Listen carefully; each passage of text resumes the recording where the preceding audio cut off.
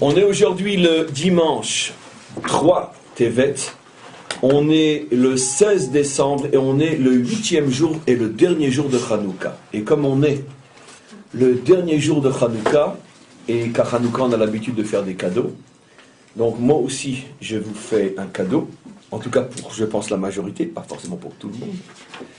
Mais je vais vous faire un cadeau aujourd'hui. On va commencer une nouvelle série de cours qui, je pense, va nous accompagner pendant très très très longtemps. Et qu'on va en tous les cas faire le dimanche. Le lundi, je n'ai pas encore décidé, ça dépendra un petit peu de vous. Mais en tous les cas, le dimanche, sauf quand comme on a l'habitude de le faire, à la veille des fêtes, la prochaine fois ça sera Pourim, quand on est à peu près à 3 semaines d'une fête, 15 jours, 3 semaines, on s'arrête pour se préparer à la fête. Mais à part les interruptions avant chaque fête, Pourim, Pessah, Shavuot, Sukkot, Rosh Hashanah, etc., le dimanche, donc, ça sera ce nouveau cours qu'on va commencer. Avant de vous dire de quoi il s'agit, c'est un sujet qui a été énormément demandé. Ça fait des mois et des mois et des mois, pour ne pas dire plus encore, que ce sujet est demandé, parce que, comme vous le savez, énormément de gens écrivent, s'adressent, téléphonent, etc. C'est un sujet qui, depuis très très très longtemps, a été celui qui a pratiquement été le plus demandé. C'est en hébreu sur les Gilgulim. Ça veut dire sur l'âme et les réincarnations de l'âme. Il y a, pourquoi ? Parce que c'est un sujet que j'ai souvent évoqué dans mes cours. Par exemple, dans les cours de Chumash, il y a eu une époque où on a parlé que Havel était revenu dans Moshe, etc. Vous vous rappelez ? Ou que la sœur de Havel, que Caïn convoitait, est revenue sous la forme de Tzipora, etc. Donc ça a mis, on pourrait dire, autant ici dans le groupe qu'un peu partout dans le monde, ça a mis un petit peu en haleine. Et très souvent, c'est un sujet qui a été demandé. Et je me suis dit, bon, je l'ai souvent repoussé, je vais expliquer pourquoi je l'ai repoussé, mais en tous les cas, je me suis dit que finalement, on allait le faire, et dans quelques instants, je vais expliquer pourquoi j'ai repoussé ce sujet pendant tellement de temps, pratiquement depuis 1 an et demi.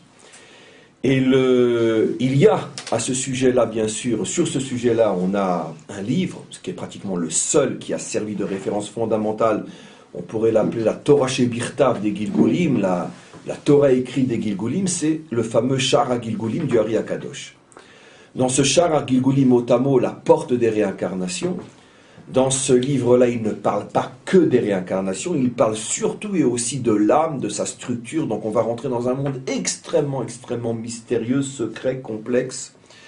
Un monde qui va véritablement nous faire rentrer dans de nouvelles dimensions.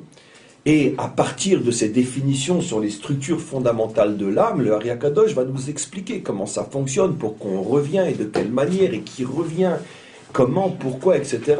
Encore une fois, c'est une étude qui va nous accompagner sans doute pendant très très très très longtemps. Je pense que c'est une étude qui va faire un effet, un boom assez fort dans le monde, parce que c'est quelque chose qui n'a jamais été fait systématiquement, en tous les cas sur le net, et jamais devant un grand public. Et à ce niveau-là, maintenant, je veux expliquer quelles ont été mes réticences, et je vais en expliquer quelques-unes. Je pense que c'est intéressant pour vous aussi, surtout que ce que je dis, je vais le laisser visible sur le site pendant certainement de nombreux mois pour que tout celui qui arrivera à cette catégorie entende ce que je suis en train de dire maintenant. La première réticence que j'ai eue pour faire ce cours, c'est parce que comme ce cours rentre effectivement dans des aspects très très profonds, des structures de l'âme, du secret de l'âme, etc., donc je me suis dit mettre ça sur le net et le donner comme ça au grand public, dans la mesure où, quoi qu'il en soit, le grand public, c'est aussi énormément des milliers de personnes qui n'ont aucune connaissance, ne parlons pas de la Torah, mais à plus forte raison des secrets de la Torah, comment les choses vont être entendues.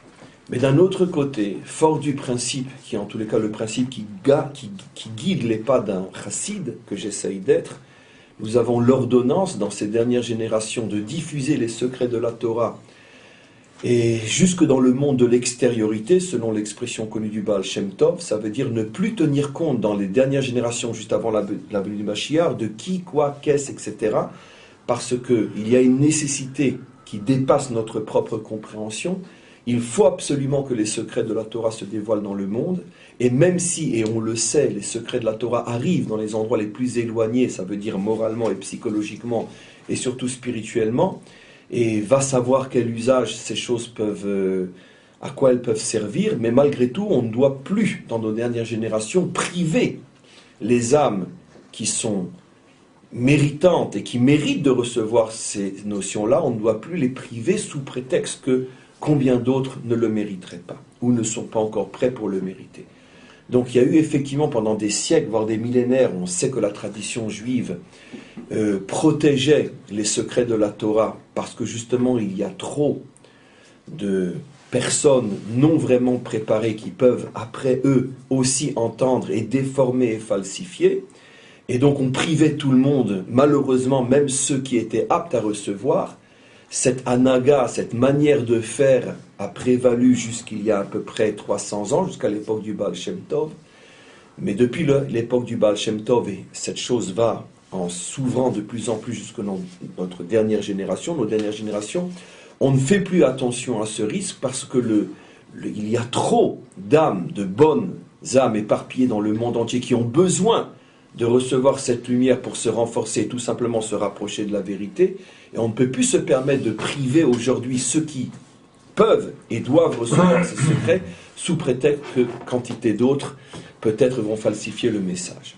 Donc j'ai malgré tout longtemps hésité, mais quoi qu'il en soit, je pense qu'il n'y a rien de plus symbolique que le 8e jour de Pessah pour décider de faire cette étude, de Hanouka, puisque comme on le sait, toute la fête de Hanouka ne parle que de ce que je suis en train d'expliquer, diffuser la lumière dans l'obscurité, allumer la Hanoukia dans la nuit, montrer que le peuple juif est la lumière qui va chasser les ténèbres et l'obscurité, et c'est la raison pour laquelle j'ai attendu aussi le 8e jour pour le faire, puisque le chiffre 8 fait allusion à ce qui est au-dessus de l'intelligence et de la nature, et donc il fait donc allusion au secret de la Torah. Maintenant, je tiens à préciser aussi quelque chose qui est très très important, tant pour vous, et à plus forte raison, c'est pas vraiment pour vous, mais à plus forte raison pour l'extérieur, je n'expliquerai que ce que je pense devoir expliquer et pouvoir expliquer. Ce qui veut dire que, comme je le dis toujours, ce que je n'explique pas dans un cours lorsqu'on traite ce genre de sujet est infiniment plus grand que ce qui est expliqué. Ça veut dire que je mets en garde que tout celui qui s'imagine qu'après ce que j'aurais expliqué, il a compris complètement la notion, celui-là se trompe et trompera tous ceux à qui il enseignera en mon nom ces notions qui sont enseignées ici, puisque volontairement, je préviens, je n'expliquerai que ce que j'ai choisi d'expliquer, et la grande majorité de ce qui doit être dit ne sera pas dit, parce que mon but est de donner des notions, mais non d'écrire un Shulchan Aruch, c'est-à-dire de pouvoir donner comme ça, sans protection, à qui le veut bien, des notions du début jusqu'à la fin. Jusqu'à là, je ne prendrai pas ce risque-là. Donc, personne, après ces cours, n'aura suffisamment d'éléments pour se dire, voilà, j'ai compris de quoi on parle. Donc ça, c'est une mise en garde qui est absolument très, très importante. Deuxième chose, je faisais donc allusion à ces falsifications, généralement des cours. Comme vous le savez, et là je m'adresse plus particulièrement, ça ne vous concerne pas du tout, mais je suis obligé de le faire puisque ça va après sur le net. Il y a, comme vous le savez, énormément de non-juifs qui suivent ces cours. Ça devient même un phénomène presque étonnant. On parle de dizaines, peut-être même de centaines de milliers de non-juifs qui sont sur les sites juifs en général, et sur celui-là aussi. La grande majorité sont des gens extraordinaires, des hommes, des femmes que je peux connaître parce qu'on communique, on a des échanges. Une grande partie d'entre eux deviennent même des bnei noirs, certains même veulent se convertir, même ceux qui restent ouvertement catholiques ou protestants ou évangélistes sont des gens, pour la plupart des gens extraordinaires, qui suivent avec un véritable intérêt ce qui se passe ici et respectent la Torah d'Israël comme elle doit être respectée. Malheureusement, de plus en plus, il y a un phénomène qui, heureusement, est minoritaire, mais qui ne cesse de s'accroître vu le nombre de non-juifs qui arrivent sur les sites juifs en général et sur ce site en particulier. Des non-juifs, généralement tous chrétiens et la plupart catholiques, qui récupèrent les notions qui sont expliquées ici, qui les falsifient et qui les interprètent pour justifier leurs croyances. Cette chose est absolument insupportable. C'est le fait d'une minorité de catholiques ou de chrétiens qui sont sur ce site, qui heureusement ne sont pas descendus à ce niveau qui est innommable. Comment on peut rentrer sur un site juif, écouter un rabbin juif parler et prendre ce qu'il dit pour justifier ce à quoi eux ils croient. C'est quelque chose qui malheureusement ils le font depuis 2000 ans. On aurait pu imaginer que le monde a malgré tout évolué et qu'on ait pu On n'est plus au niveau du catholicisme barbare d'il y a 2000 ans, où c'était des païens qui continuaient en même temps à servir des idoles. On aurait pu imaginer que 2000 ans après, le monde a évolué, et on s'aperçoit qu'il y a encore malheureusement des milliers, peut-être des centaines de milliers de catholiques dans le monde qui n'ont pas encore compris qu'il n'y a aucun lien, mais pas le moindre lien possible entre le judaïsme authentique et le catholicisme. Le catholicisme est une pure invention qui n'a rien de juif, qui n'a aucune racine juive. C'est tout simplement une sorte de religion païenne aux couleurs du judaïsme.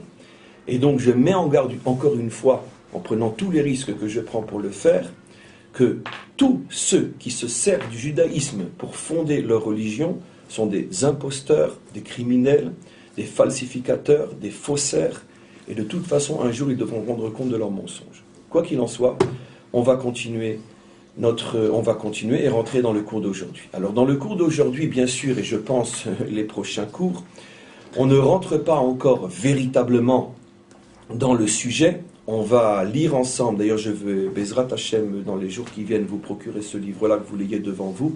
C'est le Shara Gilgulim, avec les commentaires bien sûr du Matok Midvash. Aujourd'hui on ne peut plus étudier la Kabbalah sans le Matok Midvash, c'est absolument impossible.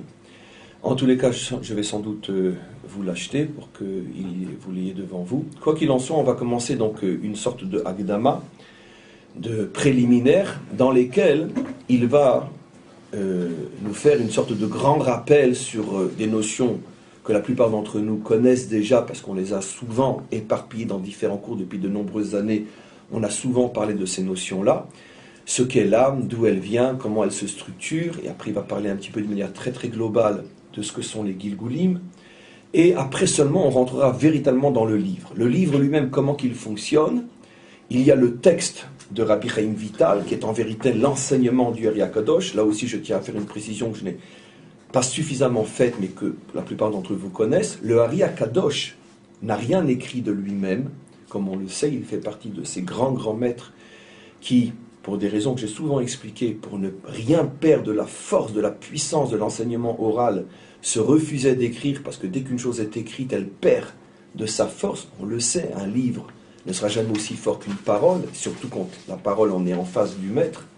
Et donc le Ari HaKadosh, comme il était un innovateur, et comme il dévoilait quelque chose qui n'avait jamais été fait avant lui, comme le Baal Shem Tov en son temps, n'a pas voulu écrire de manière à ce que toute la puissance de son enseignement reste à 100%, mais il avait un élève qui était Rabbi Chaim Vital, qui écrivait au moment où son maître parlait ou écrivait après, et après présentait à son maître, voilà ce que j'ai écrit, le maître corrigeait, lui disait ça tu enlèves, ça tu laisses, etc.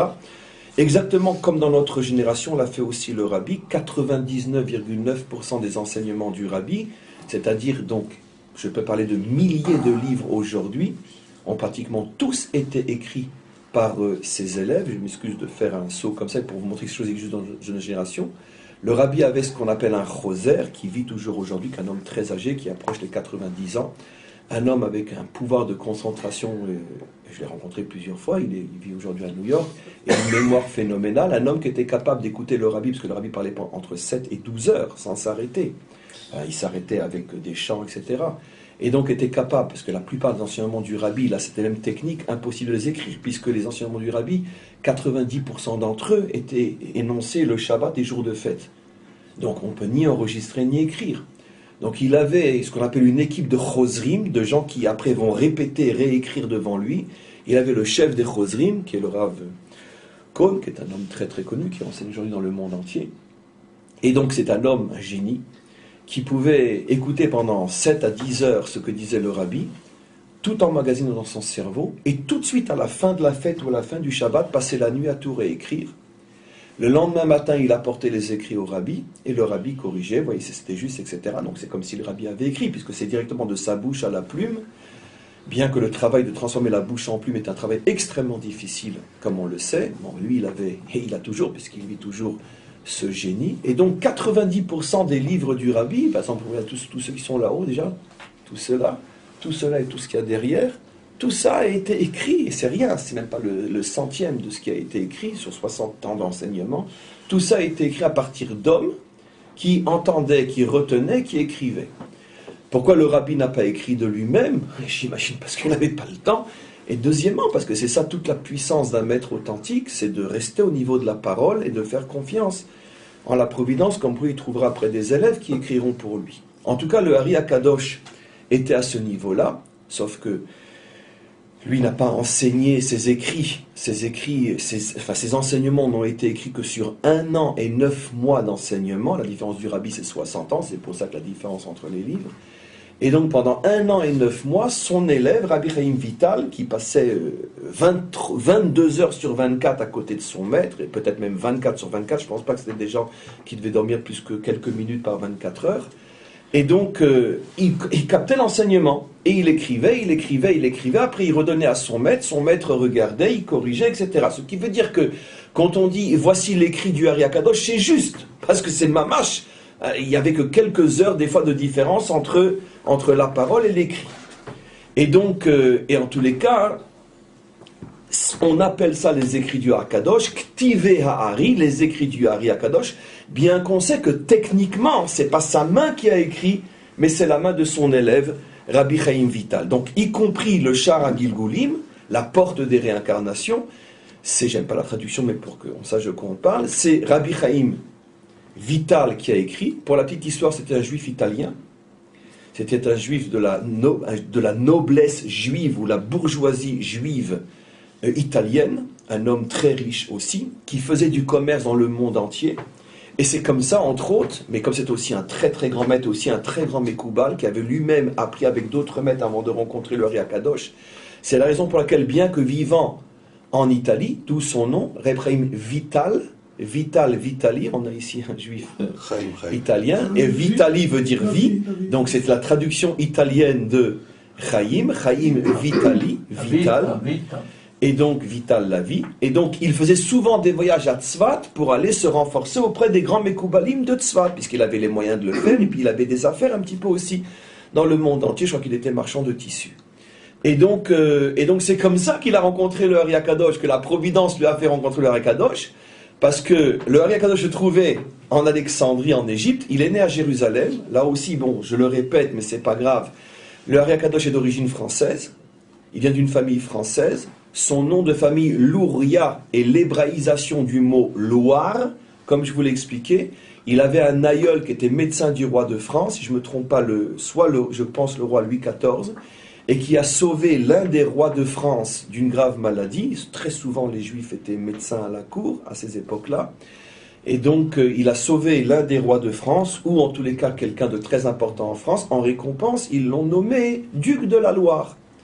Et donc, pendant longtemps, la famille était donc propriétaire, c'était les seuls Juifs, puisque, comme on le sait, pendant des millénaires, la religion catholique, et donc par l'intermédiaire du pouvoir, interdissait aux Juifs de posséder des terres pour en faire des usuriers et pour pouvoir les critiquer après, bien sûr, tout était préparé d'avance, comme on le sait, mais quoi qu'il en soit, quand un Juif exceptionnellement faisait quelque chose, rendait un service extraordinaire à la nation ou au roi, donc il y en a eu un aussi en Angleterre, le duc de Courcy, jusqu'à aujourd'hui la région de Courcy. Et lui, le duc du Courcy, c'était un Tosfot.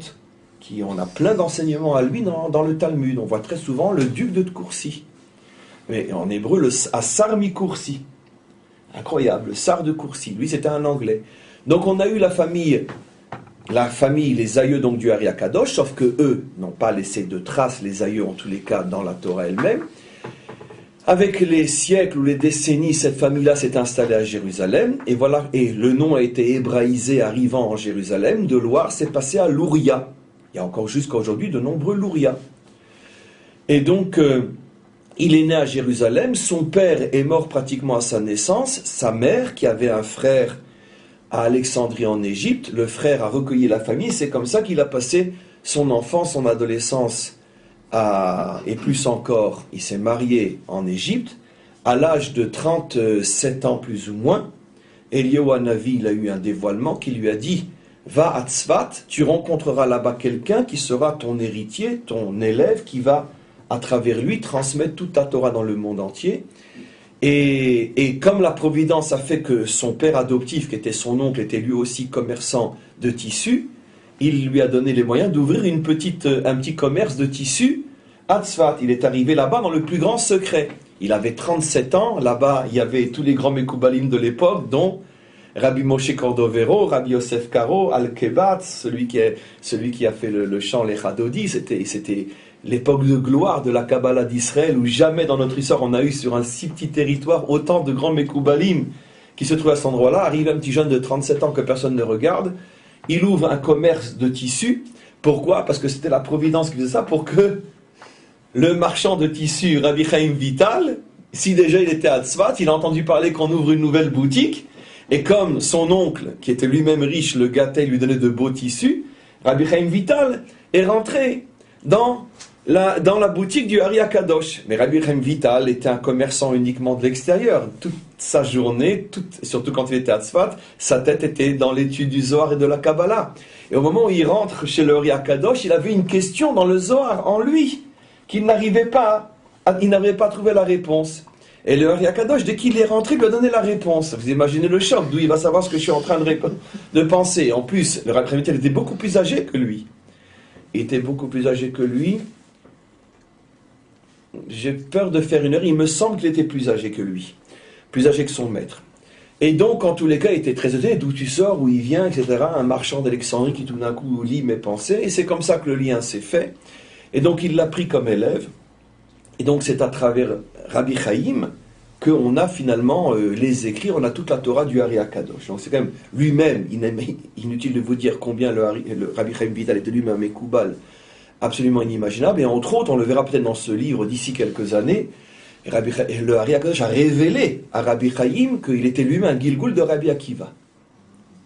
Pas moins que Rabbi Akiva. C'est-à-dire que Rabbi Chaim Vital était un Gilgoul de Rabbi Akiva. Rabbi Akiva étant un maître immense, vous imaginez ce qu'était Rabbi Chaim Vital. En tous les cas, on revient maintenant à ce livre, après tous ces rappels historiques. Il y a donc une akdama, un préliminaire qu'on va lire ensemble et qui nous rappelle ce que sont les grandes structures de l'âme. Alors on commence. Amrou Chazal, nos maîtres enseignent dans le Talmud. Chamisha Shemot Yesh la Nefesh, l'âme, qu'on appelle généralement Nefesh ou Neshama, du nom usuel, mais en vérité, elle a 5 noms, l'âme. Et simplement que dans le langage usuel, on en choisit l'un des 5 pour parler d'elle. Parce qu'on ne va pas se fatiguer à chaque fois à répéter les 5. Mais fondamentalement, elle a 5 noms. Quels sont les 5 noms de l'âme, vous le savez? Nefesh, Ruach, Neshama, Chaya, Yechida. On va bien sûr expliquer pourquoi 5 noms. Il y a 5 noms. Nefesh, bien sûr du bas vers le haut. Le premier niveau du bas vers le haut s'appelle Nefesh. Le deuxième s'appelle Ruach. Plus haut s'appelle Neshama. Enfin, 4e niveau, Chaya. Et dernier niveau, Yechida. Sans aller plus loin, je vais quand même traduire en français, à notre niveau. Nefesh veut dire petit souffle.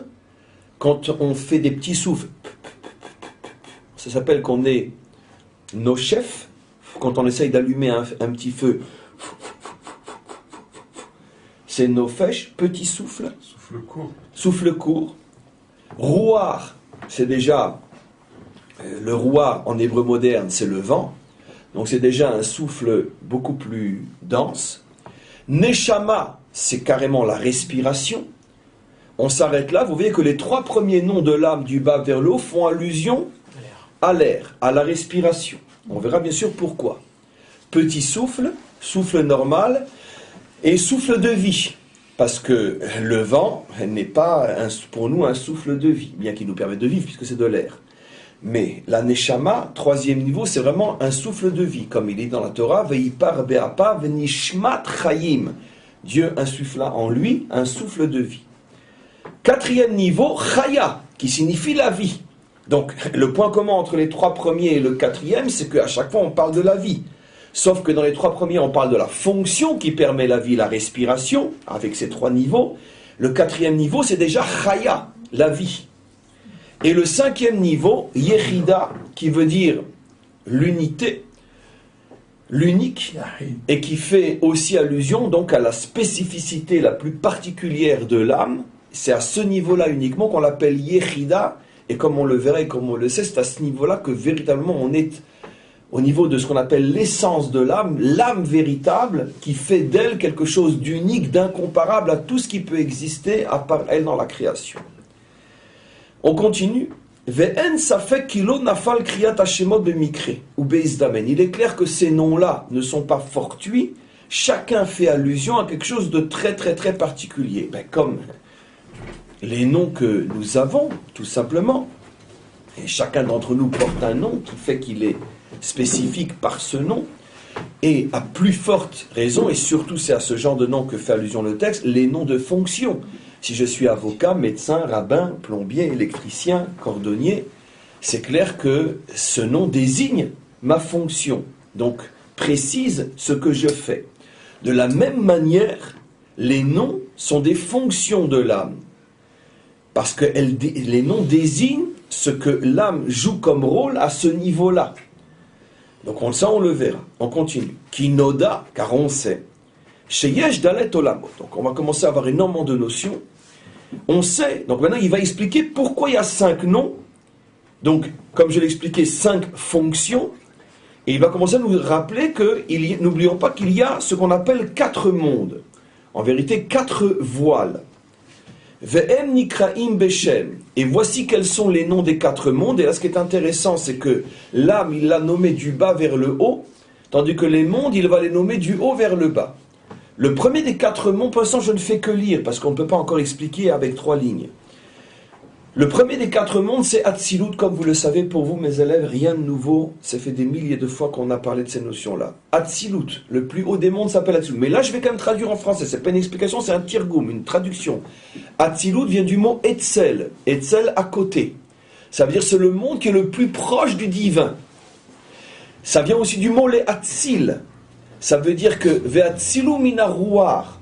Par exemple, en hébreu biblique, pratiquement plus en hébreu moderne, on est encore le 8e jour de Hanouka. Lorsque j'allume une mèche, une flamme à partir d'une flamme, j'ai le droit de dire en hébreu biblique Ani matzil esh me'esh. Pourquoi j'ai dit matzil? Parce que c'est comme si je puise quelque chose. La deuxième mèche a puisé la flamme. On n'a pas créé. C'est pas une création. C'est pas une construction. C'est une aspiration. La deuxième mèche a aspiré de la première et a pu se mettre à briller. Donc dans le mot Hatzilut, pour l'instant, 2 explications. Première explication, la racine Etzel à côté d'eux, le monde le plus proche du divin. Deuxième explication, c'est un monde qui est apparu à partir d'une aspiration du divin, comme pour nous faire comprendre, c'est une image bien sûr, que c'est un monde qui a en lui quelque chose de divin, comme la deuxième flamme qui a en elle la première, et aussi du mot Hatzilut, ça c'est en hébreu moderne, quand quelqu'un a un comportement très très noble, on dit Waouh, Eze ben Adam Hatzil ou Mitnaeg be Hatzilut. Ça veut dire un comportement noble, extrêmement élevé. Donc par ces 3 explications du mot Hatzilut, on voit qu'on fait allusion à un monde qui est extrêmement noble, extrêmement spirituel et qui porte en lui l'essence du divin. Après ce monde est apparu le monde de la Bria. Comme vous le savez, des centaines de cours ont déjà été donnés dans le cadre de nos cours sur ce sujet-là. C'est par ce monde que commence la Torah.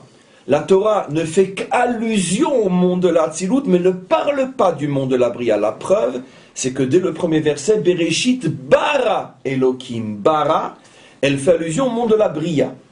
Alors, que signifie le monde de la Bria? Qu'est-ce que cela signifie? Cela signifie 2 choses. Comme je vous ai expliqué, c'est un vieux cours qu'on a fait il n'y a pas si longtemps que ça. Le mot Bria n'a aucune traduction dans aucune langue, y compris en hébreu. Pourquoi? Parce que toutes les langues parlées utilisent des concepts humains. Or, la Bria fait allusion à un concept qui n'est pas humain. C'est-à-dire la capacité de créer à partir de rien. L'homme ne peut pas créer à partir de rien, il a besoin de quelque chose pour créer.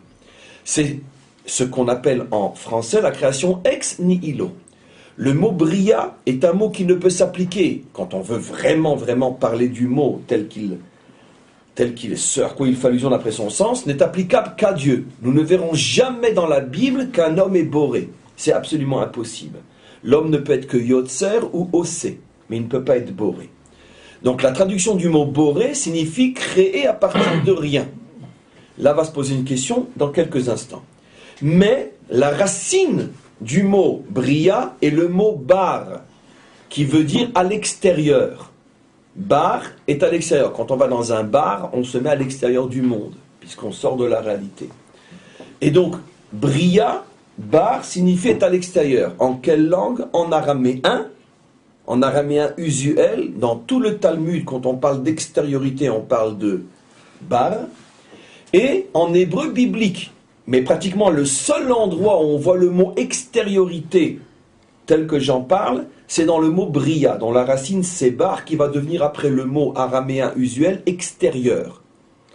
Mais en hébreu biblique, bria. Alors pourquoi cette création s'appelle la création extérieure? Mais justement par rapport à la première qui est Atzilut. On a expliqué que la première Atzilut veut dire celle qui est à côté. Donc après à côté, ça signifie que tu n'es plus à côté, donc tu es à l'extérieur. On peut poser une question. Pourquoi seulement la deuxième s'appelle création ex nihilo, ce qui veut dire à partir de rien? Mais la première, elle est à partir de quoi alors? J'ai déjà donné la réponse. La première création ressemble à une flamme à partir d'une flamme. Ça veut dire c'est à partir du divin. Ça veut dire que la première création, qui est une Atzilut et non une Bria, a en elle quelque chose de divin. Ce qui n'est pas le cas de la Bria. La Bria n'a rien de divin en elle, elle est entièrement extérieure, donc elle a été créée à partir de principes qui ne sont pas, on pourrait dire, l'aspiration du divin. C'est le début du Olam Haïshtat. C'est le début de ce qu'on appelle, nous, notre monde. Ça veut dire notre monde, ça veut dire ce dans quoi nous nous trouvons, dans quelque chose qui n'est pas Dieu. Mais il y a eu une sorte de création intermédiaire qui s'appelle Atzilut, qui n'est bien sûr pas Dieu, puisque la preuve c'est qu'on l'appelle Olam, voile, mais qui a aspiré quelque chose d'eux. Mais non, ne nous inquiétons pas.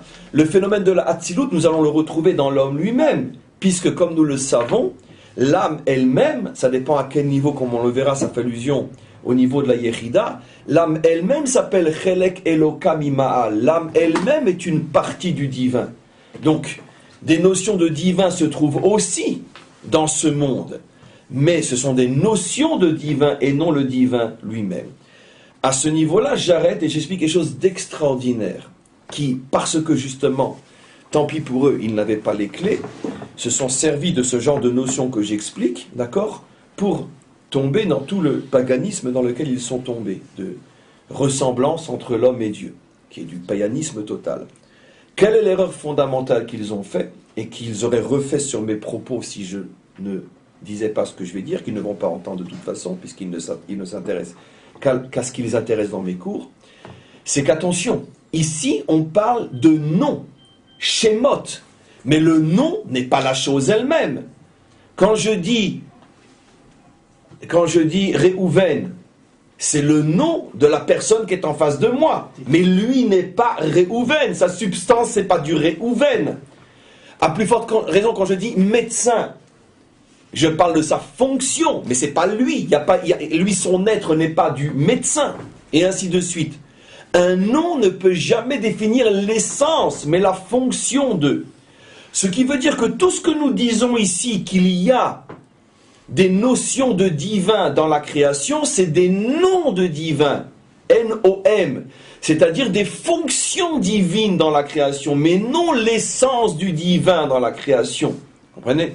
L'une des plus grandes barbaries spirituelles qui a été inventée sur Terre, c'est la fusion, telle que eux le comprennent, entre Dieu et l'homme. C'est de la barbarie totale. Pourquoi? Parce que d'abord c'est un crime commis à l'égard de Dieu d'imaginer une chose pareille, de le faire entrer dans un homme qui va aux toilettes. Maintenant, puisque j'imagine qu'il y allait lui aussi. Donc, on ne parle pas d'essence, on parle de fonction. Alors effectivement, il y a des fonctions divines dans l'homme, mais ça c'est évident. Pourquoi? Parce que l'homme peut, et non seulement peut, mais doit avoir des comportements qui lui font ressembler au Créateur. Et pour pouvoir avoir des fonctionnements du type divin, forcément Dieu a mis en nous des forces divines. Mais force divine ne veut pas dire Dieu. C'est-à-dire que le monde de Hatzilut est le monde qui contient uniquement des forces divines, comme la deuxième flamme allumée à partir de la première. Mais ça ne veut pas dire que le monde de Hatzilut est Dieu. Il n'y a pas de création Dieu, il n'y a qu'un seul Dieu, uniquement lui. Ce qu'il va faire, c'est éparpiller dans son monde des noms divins, c'est-à-dire des fonctions divines, dont les plus hautes se trouvent dans le monde de la Hatzilut, et comme on verra, celui qui a la chance d'avoir une âme de Hatzilut va devenir un homme et qui a un fonctionnement divin. en ce sens qu'il va être capable de s'élever complètement au-dessus des hommes et faire des choses que celui qui est prisonnier de la nature ne peut pas faire. Et comme on le voit au niveau de tous les grands tzadikim ou les prophètes, etc. Donc, je continue un petit peu. J'ai expliqué le monde de la Bria. Le monde de la Bria, donc, est le monde extérieur, c'est-à-dire que lui, ce monde-là, de par lui-même, n'est pas un monde qui contient des forces divines. Le seul monde qui contient des forces divines dans son essence, c'est le monde de Hatzilut. C'est pour ça qu'on dit que le monde de Bria a été créé à partir de rien, parce que s'il était une émanation du divin, il devrait avoir en lui des forces divines. Or, comme ce monde-là, alors qu'il est encore très haut, n'a déjà plus en lui de force divine, il ne peut donc pas être créé à partir d'une flamme divine. Donc il est créé à partir de rien. C'est une manière de parler, évidemment qu'il a été créé à partir de quelque chose, mais c'est comme pour nous faire comprendre que déjà dans ce monde ne se trouve pas quelque chose de divin. Mais ça commence par les Bereshit, bara Elokim et Hashamayim va'aretz, נכון. et tout d'un coup on dit va'aretz הייתה tohu vavohu. C'est justement. Dès le départ on dit, comment se fait que la terre elle était déjà tohu vavohu aussi, il vient de la Parce ça que doit justement, signifier il a- qu'il y avait un autre monde. Au niveau du pshat, et après au niveau du secret, au niveau du pshat, cela signifie qu'effectivement, volontairement, le monde a été créé imparfait. Ça me rappelle une explication inimaginable, à mon avis l'une des plus fortes jamais données, de manière rationnelle, par un homme, celle du Rambam, Maïmonide, qui explique que, il pose la question, il dit que les gens s'étonnent, comment est-il possible que le mal existe si c'est Dieu qui a créé le monde et qui le dirige? Il donne une réponse, une fois dit, tellement évidente. Il dit, mais le mal est volontairement créé par Dieu parce qu'il fait partie du projet. Ça veut dire que pour arriver au projet que Dieu s'est fixé, il faut que le mal fasse partie intégrante du projet. Donc à partir du moment où il fait partie du projet, automatiquement, on ne peut pas poser la question, mais comment le mal a été créé? Parce que nous, on prend le mal au milieu du projet avant qu'on puisse voir à quoi il aura servi.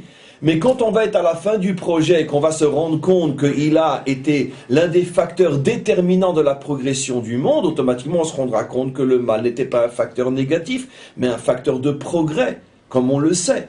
Ça veut dire qu'à un niveau beaucoup plus simple, c'est les difficultés et les situations qui nous obligent à nous dépasser qui font justement grandir le monde et la civilisation. Donc c'est pareil, le monde a été créé volontairement tohu vebohu, pour permettre l'histoire selon le projet divin. Si le monde avait été créé dès le départ, terminé, fini et parfait, alors où est l'histoire humaine, où est le rôle de l'homme?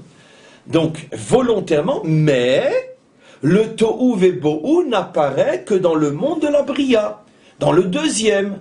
Ça veut dire dans le premier, on ne doit pas parler de tohu vebohu, puisque celui-là est on pourrait dire le marsal, comment dire, le réservoir ou l'entrepôt de toutes les forces divines. Donc il ne peut pas être imparfait, il ne peut pas être tohu vebohu celui-là. C'est pour ça que la Torah est très précise dans son langage. C'est uniquement le monde de la Bria, et à plus forte raison les autres, qui sont tohu vebohu, volontairement créés tohu vebohu, à un niveau beaucoup plus profond, mais qui ne contredit pas ce que j'explique maintenant, car il y a toujours un lien entre le niveau simple et plus profond. C'est que effectivement, c'est un passé, Haïta, ça fait allusion à une création qui précède ce dont parle la Torah, mais ça reste toujours dans le même processus que quoi qu'il en soit, Dieu a volontairement au niveau de la Bria créé quelque chose d'imparfait. On continue. Il y a après le monde de la Yetzira. C'est un troisième monde, donc est encore plus extérieur que le deuxième, puisque l'extériorité commence à partir du deuxième. Ce monde de la Yetzira, comme son nom l'indique, Yetzira, traduction formation.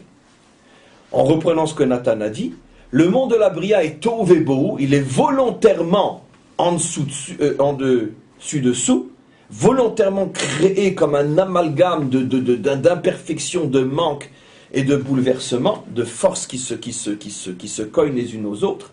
Après vient le monde de la Yetzira, le monde de la formation. Un Yotzer, c'est un formateur, qui commence à ordonner, à mettre de l'ordre dans cette première création volontairement mal créée. Et après on arrive dans le monde de la Asiya, traduction biblique et même hébreu moderne académique. Asiya veut dire réalisation.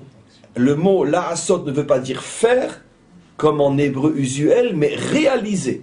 C'est pour ça que Rashi traduit dans toute la Torah la'asot par les taken, réaliser, terminer. Donc, Asiya, le monde de la réalisation, la fin du projet. Ce qui veut dire donc, on a une structure qui a 4 parties qu'on comprend bien, et je vais l'expliquer très simplement. D'abord, Hachem a créé, on pourrait dire, un monde parfait qui contient toutes les forces qui permettent d'arriver à réaliser le projet.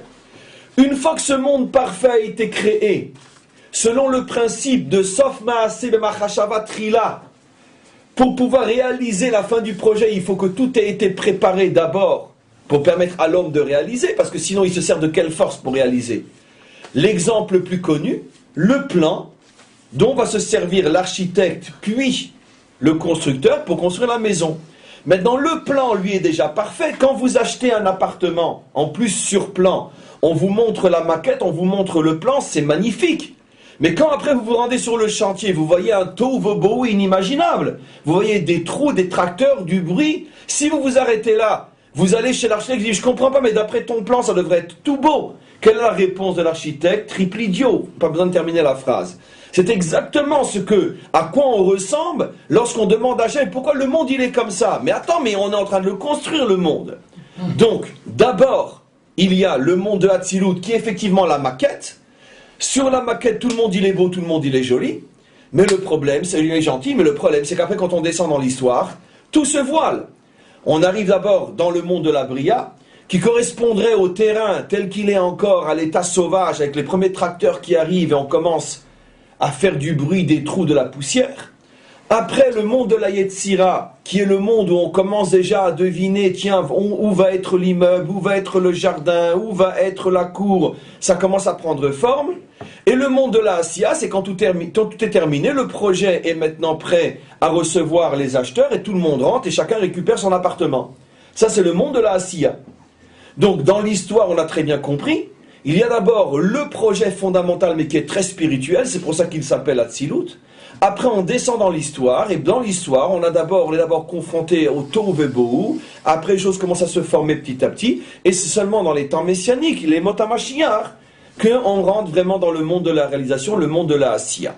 Donc on comprend, il y a une logique implacable dans cette description des grands maîtres d'Israël, qui correspond en tout lieu à une construction. C'est la raison pour laquelle nous terminons tous les jours notre prière en disant « Al tikre banayir et la bonayir ». Les enfants de Dieu sont les constructeurs du monde. Ça veut dire que tu ne peux être un enfant de Dieu que si tu es un constructeur du monde. Ça veut dire qu'un jour, après 120 ans, on te demandera « Qu'est-ce que tu as fait dans mon monde? Qu'est-ce que tu as apporté comme pierre, comme construction dans mon monde ?» Parce que ne sont mes enfants que ceux qui construisent ce monde. Le jeu de mots en hébreu, puisque le mot « fils » et le mot « constructeur », c'est le même mot en hébreu. Ben et bonnet. Donc en tous les cas, on comprend qu'il s'agit d'une construction, et donc c'est la raison pour laquelle il y a différentes étapes qui correspondent en tout point au passage du plan à la réalisation. Il y a 4 étapes fondamentales entre le plan chez l'architecte et l'entrée de l'acheteur dans son appartement. On continue. Alors, le problème c'est qu'il a parlé de 5 niveaux d'âme, mais là il a parlé de 4 mondes, qu'on va appeler nous les 4 étapes. Il explique encore un petit peu.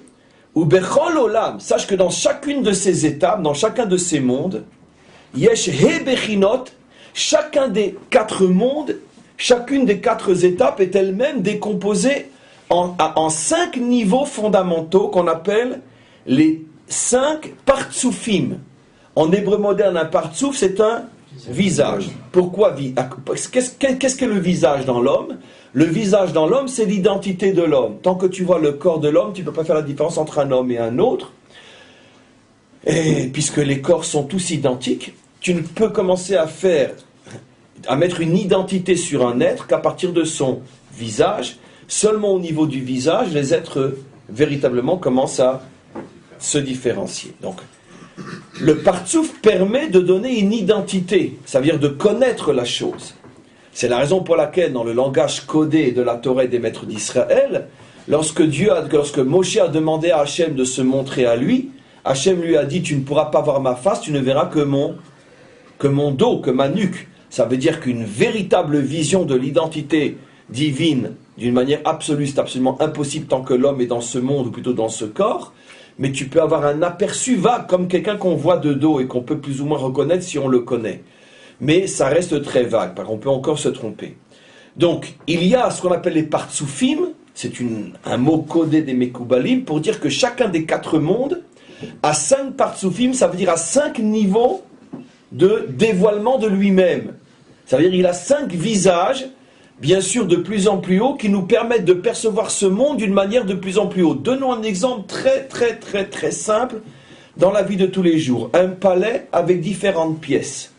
Selon le niveau et le mérite de la personne que le roi veut recevoir, il va lui permettre de rentrer dans des pièces plus ou moins proches de lui, mais celles où il est véritablement assis sur son trône, c'est sûr que c'est réservé qu'à ceux qui dirigent le pays avec lui, ou pour des cas vraiment extrêmes, de quelqu'un d'extrêmement méritant. Les autres ne pourront pas rencontrer le roi dans sa véritable pièce, mais d'un autre côté, ils vont pouvoir avoir un aperçu de ce que c'est le roi par rapport à des pièces où on les fait rentrer qui sont de plus en plus significatives. Donc les gens les moins importants, on le retrouve dans la Megillat Esther, quand le roi Achashverosh a fait son banquet, la foule, il les a reçus dans son jardin, comme c'est marqué clairement. Les gens un peu plus importants, un peu plus à l'intérieur, et ceux vraiment qui étaient les importants, il les a reçus carrément à l'intérieur de la salle où vraiment lui vivait. Donc c'est ce qu'on appelle les partsoufim. Maintenant, même ceux qui sont dans le jardin du roi sont malgré tout dans la maison royale. C'est déjà plus la rue, c'est plus le village. C'est déjà autre chose. Donc il y a 5 partsoufim, ça veut dire il y a 5 niveaux de dévoilement dans chaque monde, où Hachem se montre à celui qui le mérite, selon le niveau qui est son mérite. Et donc quels sont ces 5 niveaux? Yesh et partsoufim, donc on trouve maintenant le chiffre 5 qui va bien sûr être lié à l'âme, bien évidemment. Yesh et bechinot, 5 niveaux. Anikraim partsoufim, qu'on appelle les visages, je vous expliquer pourquoi. Chez Kol Echad partsouf shalem, et chacun de ces visages est une structure parfaite en tant que telle. C'est-à-dire celui qui est dans ce niveau-là voit tout ce qu'on peut voir dans ce niveau-là, comme quelqu'un qui voit les yeux, le nez, etc. Il voit tout. VM, quels sont les 5 niveaux? Alors on va traduire avec une petite explication. Le premier s'appelle Arir Anpin, le grand visage. Ça veut dire que c'est le niveau le plus haut, du A vers le bas. C'est un mot codé, bien sûr, Arir Anpin, qui fait allusion à un visage qui apparaît dans toute sa grandeur, qui fait allusion à quelle sphira? Keter. À la sphira du Keter qu'on appelle la couronne. Comment? On a une cour, les Zeher Anpin, ils montent à Arir Anpin, c'est la sphira Chamesh. D'accord. On va voir, on va parler du Zeher Anpin aussi. Enfin, on va en parler. Arir Anpin, qu'on appelle le grand visage, qui correspond au niveau des attributs divins, à la sphira de Keter, je lis d'abord. Après, on a un attribut, on a un autre partsouf, un autre visage, qui porte un drôle de nom, qui s'appelle Abba, Père, qui correspond à l'attribut Chochma, l'attribut de Chochma. Après, on a un autre partsouf, qu'on appelle Ima, la mère, au nom du père, de la mère, vous devinez exactement où ils ont été piqués nos trucs. Et donc, après, on a un autre partsouf. Oui, c'est la folie, c'est la folie. Je veux dire, 2000 ans après, on se déchire encore le cœur. C'est inimaginable. C'est inimaginable. Mais eux, c'est même pas eux les fautifs. C'est les premiers, les apôtres et tout, qui, eux, sont rentrés dans les chivotes, ont appris, ont tout piqué, ont été créés une nouvelle religion. C'est eux les fautifs. C'est insupportable. En tout cas, on continue. Le deuxième s'appelle Ima. Le troisième s'appelle Ima, qui veut dire la mère, qui fait allusion à l'attribut Bina, la Bina, qu'on va tout de suite expliquer, ce sera la fin du cours, il me reste encore 10 minutes. Vezaïr, après on a ce qu'on appelle le 4e partsouf, qu'on appelle Zahir, le petit visage, à la différence du premier qu'on appelle le grand visage, Arir Anpin, le grand visage, Zahir Anpin, le petit visage. Et enfin, Noukve, la féminité, qui est le dernier partsouf. Alors, Zahir est par rapport à Tiferet, l'attribut Tiferet, et Noukve, après Malchut, la royauté, qui fait allusion à Noukve, qui fait allusion à la féminité, la fameuse féminité dont on parle toujours dans nos cours. Le dernier des partsouf est le plus important de tous au moment de la délivrance finale. Alors, j'explique maintenant de quoi il s'agit, à notre niveau bien sûr, comme je l'ai dit au début du cours. Vous remarquez que les 5 partsoufim correspondent à des sphirotes, donc vous seriez en droit de poser la question, mais alors où sont les 5 autres? Puisque il cite 5 sphirotes. Alors combien de sphirotes y a-t-il? 10. En vérité, il les cite tous, parce que dans l'une des 5 citées sont contenus les 5 autres, qui manquent, qui sont en vérité les sphirotes Chesed, Gvura, Netzar, Od, Yesod, qui sont tout inclus dans le mot Tiferet. Et j'explique. Je commence par la première. Je vais vous montrer que les 10 sphirotes sont inclus, mais c'est 10 sphirotes qui donnent en vérité 5 partsoufim parce qu'il y a une contraction de 6 sphirotes en une qui vont faire un partsouf. J'explique. Ariranpin, c'est la première, c'est Keter. Alors, à notre niveau, bien sûr, et dans le cadre de ce cours, Keter signifie quoi? La couronne. Ça veut dire qu'au niveau du Keter, se dévoile véritablement la royauté divine. Ça veut dire se réalise le projet. Pourquoi? On sait que le projet a pour but, à notre niveau bien sûr, parce que chaque phrase, ça pourrait être des milliers de cours. À notre niveau bien sûr, le projet est Bayom Haouye Hashem le Meler al Kol Haaretz. Ce jour-là, Dieu sera reconnu comme roi sur toute la terre. Quand Dieu sera reconnu comme roi sur toute la terre, ce qui veut dire que l'humanité tout entière aura atteint le niveau du Keter. C'est l'humanité, pour reprendre l'image connue, qui posera la couronne sur la tête du roi. C'est l'humanité qui va consacrer Hachem roi du monde. Pourquoi?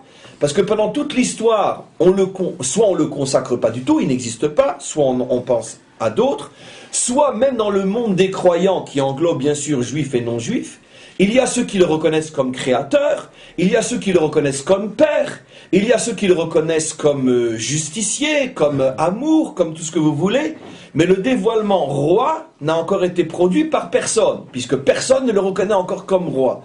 Roi signifie qu'on prend conscience que c'est lui qui dirige l'histoire. Pourquoi cette reconnaissance n'a pas encore eu lieu? Parce que pour l'instant, dit à un niveau très simple, on a tellement de questions sur cette direction, et pourquoi, qu'on préfère ne pas trop en parler parce que ça susciterait énormément de questions du style « Dieu est mort à Auschwitz » comme l'écrit Elie Wiesel, et il avait certainement raison de le dire à son niveau. Donc ça suscite tellement de questions, le Dieu dirige le monde, qu'on préfère ne pas en parler. Mais par contre, viendra un jour où on pourra comprendre qu'effectivement c'est lui qui dirige le monde, et l'humanité le reconnaîtra, et en ce jour on lui posera la couronne sur sa tête. C'est le dévoilement de ce qu'on appelle le Keter. Pourquoi ce dévoilement, la couronne s'appelle Ariranpin? Parce que là on verra tout le visage, on verra Hachem dans toute sa puissance, dans toute sa grandeur véritable. Il n'y aura plus aucun voile, on le verra tel qu'il est véritablement. Après, le partsouf qui est juste en bas, qui vient donc avant, celui qu'on appelle le Père, et qui est la Chokhma. Et je suis obligé de parler directement de l'autre aussi, qui vient encore après, Ima, la mère, qu'on appelle la Bina. Alors, on a déjà parlé des milliers de fois de ces notions-là, et vous les connaissez.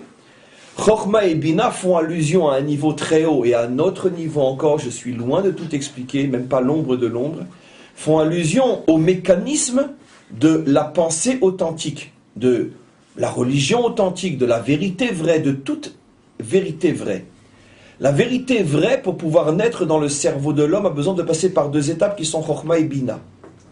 La Chokhma, la vraie traduction, qui n'a rien à voir avec l'hébreu moderne, signifie la réception.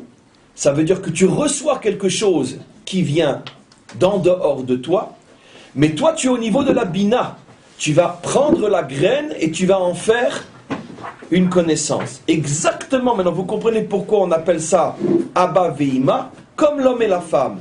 L'homme donne une graine, la femme en fait un enfant.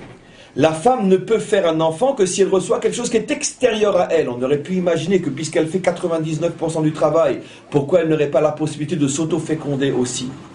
On voit que non. Elle a besoin d'être fécondée par quelque chose qui est extérieur à elle-même, extérieur à sa matrice. Pourquoi? Parce que c'est la reproduction physique de principes fondamentaux. Il y a un apport extérieur qui féconde la Bina. La Bina étant mère, et la Bina va transformer cette fécondation en quelque chose de construit. Traduit dans le langage du savoir, ça veut dire que l'homme ne peut en aucun cas arriver à la vérité par lui-même. Il a besoin de la recevoir de quelque chose qui vient de l'extérieur de lui-même. Moshe Kibel Torah Misinai. Moshe a reçu la Torah, il ne l'a pas trouvée en lui. Nous sommes, nous, l'humanité, le monde de la Bina, le monde qui a besoin d'être fécondé. Mais la fécondation se fait par un dévoilement qui vient de l'extérieur, c'est-à-dire cette semence spirituelle que Dieu met dans l'âme ou dans le cerveau du croyant, du juste, qui reçoit cette chose-là et qui va pouvoir après comprendre et se former sa propre vérité, mais qui est la vérité vraie parce qu'elle est formée à partir d'une graine de vérité divine. Donc là aussi, vous imaginez comment à partir de ces schémas-là, la falsification a été faite. C'est l'une des raisons aussi pour lesquelles j'ai longtemps hésité à en faire ce cours, parce que je savais à l'avance que j'allais dévoiler des choses que nous connaissons depuis bien avant le christianisme, depuis des millénaires, et que malheureusement nous ont été volés pour faire ce que c'est devenu. Mais on ne peut pas continuer à cacher la vérité à cause des faussaires qu'il y a sur terre, c'est pas possible. Donc, nous, on comprend ces notions-là à notre niveau, au niveau juif que nous sommes. Ça veut dire que il y a une sorte de révélation, de dévoilement qui enseigne à l'homme l'humilité profonde. L'homme n'est pas capable d'être la source de sa propre vérité. Il a besoin de la recevoir de l'extérieur de lui-même, cette extériorité qui est, on pourrait dire, ce flux divin qui s'appelle la Chokhmah et qu'on appelle Abba, qui joue le rôle paternel d'envoyer la semence. Nous sommes au niveau de la Bina, nous recevons cette semence et à ce moment-là naît la connaissance. Donnons un exemple très simple au niveau de Moshe. Dieu joue le rôle de Abba, Moshe joue le rôle de Ima. C'est-à-dire que Dieu envoie ce flux divin qui est la connaissance sous la forme d'une semence spirituelle, et Moshe l'a transformé en Torah qu'il a amené au Ham Israël, avec des lois, avec des structures, avec une histoire, etc. Mais ce schéma continue. La Torah elle-même n'est qu'une semence spirituelle par rapport au Talmud et tous les livres de la tradition orale. C'est-à-dire qu'à partir de la Torah écrite, qui n'est pour nous encore une fois qu'une semence, nous avons la véritable Torah qui est l'ensemble de nos textes appartenant à ce qu'on appelle la tradition orale, le Talmud, le Zohar, le Midrash, etc. Jusqu'au Shulchan Aruch. C'est toujours le même phénomène. À un autre niveau, donnons un exemple, je m'excuse de me prendre en tant qu'exemple, mais à un autre niveau, c'est pareil. Je donne un cours, mais vous pensez bien que ce cours-là que je suis en train de vous donner, il n'est pas écrit dans un livre et nulle part dans un livre. Mais c'est à partir de semences d'études, ça veut dire que des concepts que je prends ici et là, que je vous produis un enfant court. Moi, j'ai reçu une semence court et je vous donne un enfant court. C'est toujours le même principe. J'ai d'abord été au niveau de la Chokhmah, je sais que le savoir, la connaissance, la vérité n'est pas en moi, je ne suis qu'un réceptacle, je monte à la source, je me fais ensemencer, je deviens à ce moment-là féminin, et après je suis une mère qui retransmet et qui donne un enfant, c'est ce qui sort de ma bouche, comme une matrice qui s'ouvre, c'est le même schéma, il a été utilisé bien avant moi depuis des millénaires. C'est le processus de la naissance, quand j'ouvre ma bouche, c'est la matrice féminine qui s'ouvre et qui vous donne l'enfant qui est le cours. C'est toujours le même principe fondamental. Donc, Chokhmah, Bina. Après, on arrive au monde du Zahir, qui est le monde du Tiferet. C'est le monde des Midot, le monde des qualités, des forces. Ça veut dire l'ensemble des forces qui permettent à un homme de vivre selon des principes, des valeurs. D'ailleurs, c'est un meilleur mot que qualité, c'est le monde des valeurs. Les valeurs fondamentales, il n'y en a que 6. Chesed, Gvura, Tiferet, Yetnesar, Yesod. Mais elles sont toutes incluses dans la valeur fondamentale qu'on appelle Tiferet, qui signifie en hébreu biblique l'ensemble. Tiferet signifie le regroupage, l'union des différences. La véritable traduction de Tiferet en hébreu biblique, c'est l'union des différences. Fondamentalement, les valeurs sont la bonté, la justice, le courage, la reconnaissance, la stabilité, etc. Les six fameuses valeurs, qualités. Mais finalement, elles ont toutes pour matrice la qualité fondamentale qui est Tiferet, qui signifie l'harmonie, l'équilibre entre tous les contraires. Donc, quand on dit Tiferet, on fait allusion finalement à l'ensemble des 6. Pourquoi l'appelle-t-on le petit visage, Zahir? Pourquoi? Parce que Zahir est dans le monde du travail, pas encore dans le monde du dévoilement, qui est Harir. Pour que l'homme arrive au dévoilement du grand visage, c'est-à-dire que pour que l'homme arrive au dévoilement de Dieu, roi sur toute la terre, il a besoin de vivre, de développer, de travailler ses propres valeurs humaines, de construire avec ses valeurs l'histoire. Donc à ce moment-là, et pendant tout ce moment-là, Dieu est encore appelé Zahir, petit, on ne voit pas encore véritablement son visage. Et vous avez compris pourquoi le dernier partsouf, bien sûr, s'appelle Malchut, la royauté. Pourquoi il est féminin, on verra un autre jour, mais qu'on a déjà expliqué. La royauté, finalement, c'est le dévoilement final de la royauté sur terre. Quelle est la différence entre la couronne et la royauté? D'abord, la ressemblance, l'assemblement. On parle de Keter Malchut, la couronne est sur le roi. Mais la couronne fait allusion à la royauté divine telle qu'elle est en absolu, c'est-à-dire qu'aujourd'hui aussi, c'est Dieu qui dirige le monde, même pendant et même après Auschwitz, c'est toujours Dieu qui dirige le monde. Mais c'est une vérité complètement désincarnée, elle n'a pas de prise sur notre monde, elle s'appelle Keter, comme une couronne, mais il manque encore la tête sur laquelle il faut poser la couronne. Le travail de la Malchut, le dernier partsouf, c'est de préparer le monde à être la tête sur laquelle cette couronne va pouvoir se poser. C'est ce qu'on appelle les temps messianiques. À ce moment-là, le monde devient Malchut. Voilà. Donc, on a, Baruch Hashem, aujourd'hui, fait un cours marathon, parce que pour moi, c'est plus qu'un supplice de faire un cours comme ça en 1 heure, parce que chacune de ces notions mériterait tellement d'autres milliers d'heures de cours. Mais en tous les cas, en ce qui nous concerne, ça suffit largement. La prochaine fois, on passera à une autre notion. On a encore 4, 5, 6, 7 notions à voir sur là, mais après, on rentrera véritablement dans le texte et on arrête ce cours pour aujourd'hui.